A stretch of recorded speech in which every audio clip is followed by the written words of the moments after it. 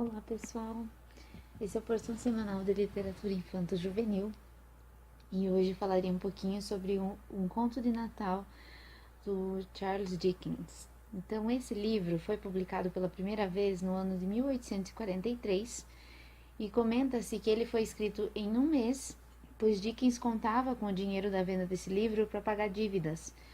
Mal sabia ele que esse livro se tornaria um dos maiores clássicos da literatura universal a tratar sobre o tema natalino. Então, hoje eu estou aqui para falar de um dos autores, de um livro de um dos autores prediletos meu. É um dos autores que eu mais gosto, por vários motivos, inclusive por essa obra sobre a qual falarei hoje.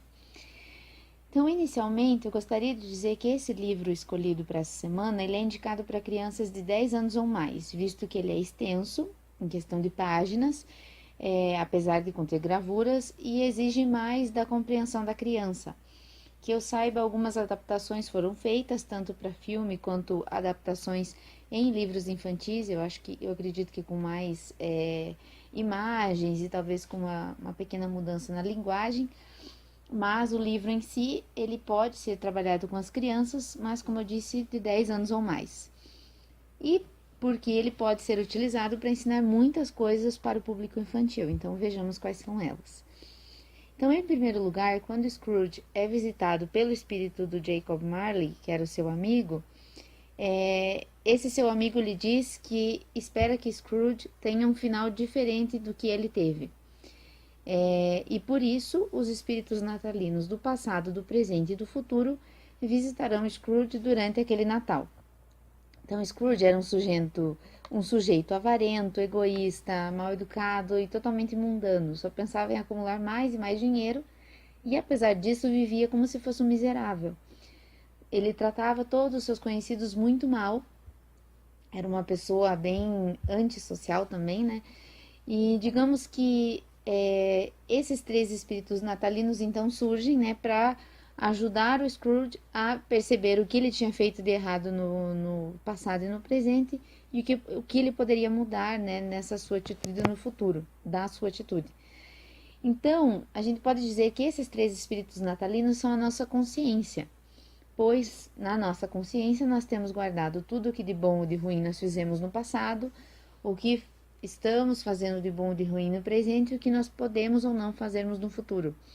Então, cabe a nós examiná-la e vermos, com a ajuda das pessoas que nos querem bem, como nós podemos continuar fazendo o que nós já fazíamos de bom e como nós podemos mudar para não praticarmos atos maus, como alguns nós possamos ter praticado no passado.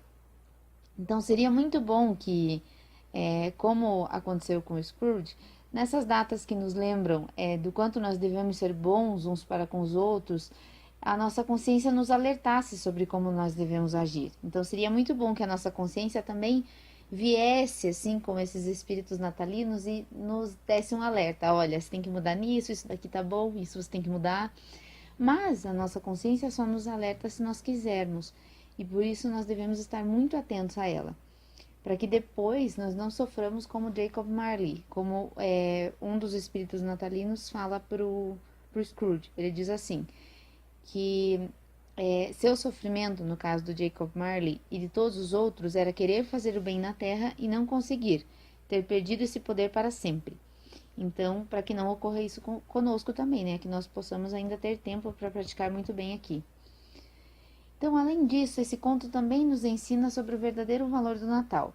Então, mais do que uma época para grandes ceias ou para ricos presentes, só de Papai Noel, digamos assim, é tempo para olharmos para a necessidade do nosso próximo, que muitas vezes tem uma realidade semelhante às condições em que Cristo menino nasceu, uma realidade simples que necessita da ajuda do próximo, assim como a Sagrada Família necessitou, né? Bateu na porta de muitas hospedagens para procurar lugar e não encontraram. Então é tempo de lembrarmos também do verdadeiro sentido do Natal, que é o nascimento de Jesus. Então a família de Bob, que era o empregado do Scrooge, ela nos ensina de forma belíssima como o amor muitas vezes é a única fonte de alegria de uma família. A ceia que eles tinham era super simples, eles passavam por muitas necessidades, mas eles tinham o coração aquecido pelo verdadeiro sentido do Natal, que é a presença do amor, em letra maiúscula, né, entre nós. Então, tem um trechinho do conto que nos diz assim, o narrador nos falando: esta não era, por certo, uma família de gente bonita. Eles não estavam bem vestidos, seus sapatos eram desconfortáveis, suas roupas apertadas e, além disso, Peter conhecia muito bem uma loja de penhores. Mesmo assim, estavam felizes e satisfeitos com o que tinham e também uns com os outros, desfrutando juntos aquela data. Então, que nós também aprendamos a viver como a família do Bob, né? Que na nossa família se viva dessa forma. Se temos muitas coisas, que nós saibamos ser gratos por tudo que temos. Se não temos, que também saibamos encontrar felicidade no convívio com a nossa família. Simplesmente por termos uns aos outros, né? Então, o conto, ele, além de tudo isso que eu já comentei, ele também vem nos ensinar sobre o verdadeiro arrependimento. Porque arrepender-se não é apenas reconhecer o erro passado, mas tentar também não cometê-lo mais no futuro. E o Scrooge aprende muito bem isso, pois depois de ter visto tudo que ele fez no passado e tudo que ele estava fazendo no presente, chega em um certo momento e o conto nos diz assim, o narrador, né, nos diz sobre o que o Scrooge tinha feito.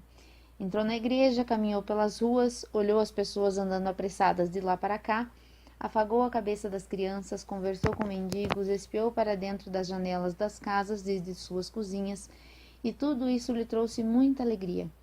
Nunca tinha imaginado que uma simples caminhada pudesse lhe trazer tamanha felicidade.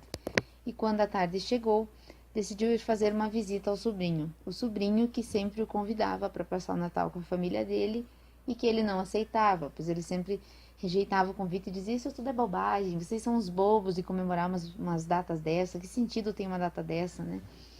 Então, ele, no caso, depois de ter visto tudo que fez no passado, tudo que ainda fazia no presente, e tudo que aconteceria no futuro, caso ele continuasse agindo da mesma forma, ainda tem a oportunidade de viver o Natal daquele ano e age dessa forma, então age totalmente diferente.